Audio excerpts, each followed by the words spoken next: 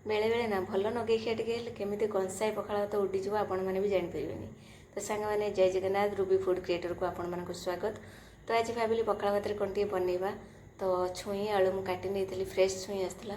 तो blending jar नहीं मु सोरिष जीरा से पियाज पकई देती रसुण छोट अदा खंडे आ कंचा लंका चारोटी आपण गोटे छोट टमाटो से काटी ने कहीं मसलाटा लगभग ना कफ्रे से सब ग्राइंडिंग कर देती। ये कड़े बसई देती पानी फुटिया मात्रे मुझे पकई देती परिवाटा से हलदी गुंड आ लुण टे पकई एपट सेपट कर देती। तापर मुझे कवर कर देती थालीटा को कहीं छुई आम राया हो देखो छुई आलुटा आम दर सीझा हो गला बर्तमान। तो आम काढ़ी नवा से छुई आलुटा को और पानीटा को फिंगीदे। एवं कड़े बसई गरम करदे से पकईदे तेल तेल भी ताती गला आम से फुटण पकईदे। फुटण फुटीगला मात्रे आम जो मसलाटा आनी से मसलाटा पकईदे। मसलाटा आम एमती कषा से पकईदे गोटे बड़ टमाटो काटी पकईदे और से देदेबा लुण और टे काश्मीर चिली कहीं आम छुईर चटपटा करुचे ना आम टमाटोटा अधिका टे दबा।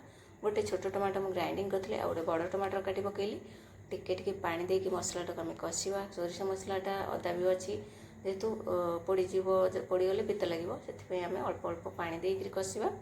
आम जो छुई सीझाटा रखी से पकईदे पकई देकी एमती आम एपट सेपट करवा एपट सेपट करना आम गोटे थालीटा भलसे कवर करदे।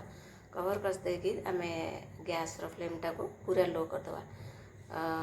ता भर से लुण सहित मसलाटा भल भाव पशिज।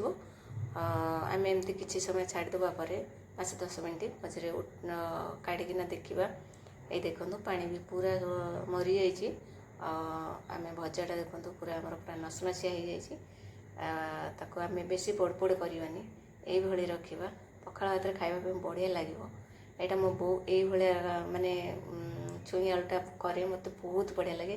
मो बो ठार मुझे शिखी थी आ मो पिला माने भी यहाँ पसंद कर माँ तू छुई आलू मसला कर जमी बनाओ। आज तो देखो आमर छुईटा भी भल भाव सीझी जाइए आलू भी सीझी जाइए। आम ए पिला मानू भी भोक है जोरे 10टा 10:30 है। आज खावाई समस्ते भोकले एवं पखाड़ भात बाड़ी दबा आ गरम गरम छुई आलू मसलाटा देखो केते बढ़िया देखा जाउची। छुई आलू आमर हो गला आम ए काढ़ी नवा आ गरमा गरम बाढ़ी दबा पिला मानू। जदि वीडियोटी आज आपण मानू भल लगे ताहले लाइक शेयर कमेंट निश्चिंत करेंगे।